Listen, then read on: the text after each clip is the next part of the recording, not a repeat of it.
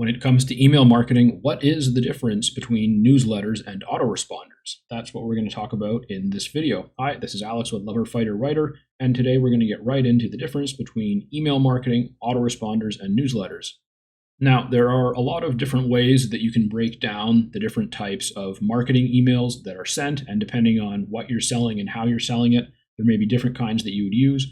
But in essence, you can break it down into two types, which are newsletters and autoresponders. Now, be careful because sometimes both of these can be called different things and sometimes they're called the same thing.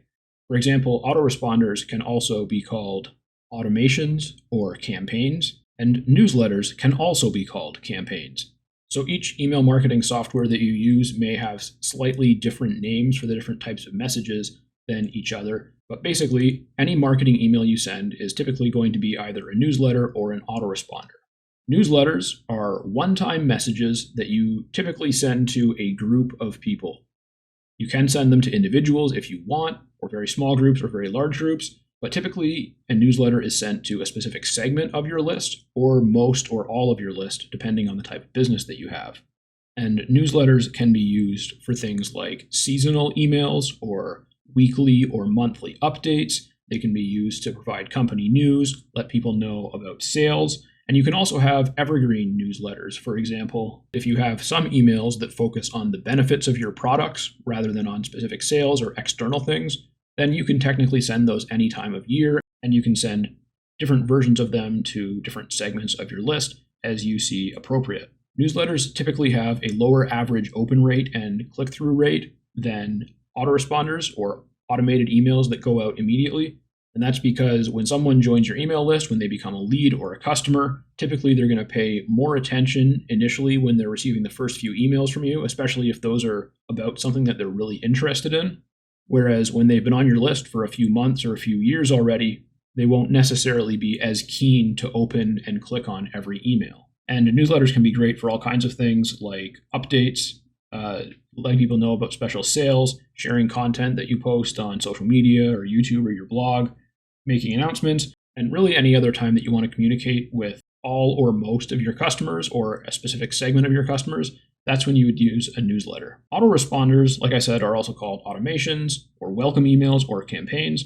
And autoresponders or automations, as you might be able to tell from their name, are sent automatically when a specific trigger is detected. And one of the main ways that that happens is when someone new signs up for your list, so they become a subscriber, or when they're added to a specific segment of your list, or when they have a specific tag added to them. For today, I'm going to focus on the most basic type of autoresponder, which is one email or a series of emails that go out after a new lead joins your email list. So this is someone who probably hasn't bought anything from you yet, but they signed up either because they wanted to learn more or because you offered some sort of lead magnet that they wanted. And usually what most people do in this situation is they send out an immediate email. So the new subscriber signs up, they get a double opt-in confirmation email. They say, yes, I signed up for this list. Then immediately after that, they receive your first autoresponder. And the first autoresponder is a great way to deliver any lead magnet that you offered. You can also make an initial offer or a special offer, or you can link them to some other supplementary piece of content that you know they would find useful based on the lead magnet that they signed up for. So for example, I have a lead magnet, which you can see the URL for at the top of the screen, and it'll be in the description as well. And it is a free book on email marketing. So if I was writing a new autoresponder email to go out when people receive that email marketing ebook, in the autoresponder, I could link out to an article on my blog about email marketing or a YouTube video that expands on something that is taught in the ebook. And I could offer a product such as an affiliate software for email marketing or an email marketing course. Autoresponders tend to have much higher open rates and click-through rates than newsletters because, as I mentioned, that's when you really have your leads or your customers' attention the best. And this is a really good opportunity using one or more emails over a series of days or weeks or even months to really educate your customer so they know exactly why they need what you're selling. And you can also get to know them a little bit by telling them about yourself, asking them to follow you on social media and communicate with you there. And you can even ask them to fill out a survey or reply to your emails if they have any suggestions and other things like that. So autoresponders and newsletters are, of course, both very important in email marketing for businesses overall. But I've noticed recently that a lot of people mostly or only focus on newsletters. There's a lot of e-commerce stores and other websites out there that sell things, but that don't have a proper autoresponder sequence that goes out when people sign up for their list. And that's a huge missed opportunity because not only is it a great way to make sure that your potential customers get to know you, with the higher open and click-through rates, you can get lots more potential sales, lots more views on your content, and even redirect them to your social media to follow you there.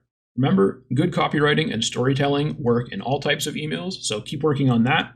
Also, you can get my free email marketing ebook at the URL that's at the top of the screen or by clicking on the link in the description. And I'll also put links in the description to some of my recent email marketing tutorials. I just made one on Autoresponder, so I'll make sure that's there. And I'll also link to my two favorite email marketing softwares, which both offer lifetime free accounts that you can use until you exceed the number of subscribers that they allow, or until you want upgraded features. All right, thanks for watching. I hope that answered all your questions, and I'll catch you in the next video.